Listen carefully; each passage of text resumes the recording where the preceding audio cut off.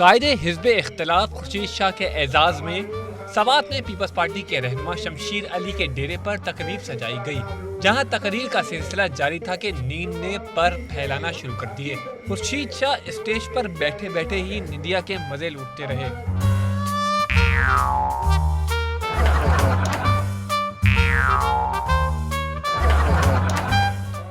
خورشید شاہ کے برابر بیٹھے سابق وفاقی وزیر قمر زمان کائرہ نے بھی مقامی رہنماؤں کے خطاب میں کوئی دلچسپی نہ لی اور موبائل فون سے کھیلتے رہے۔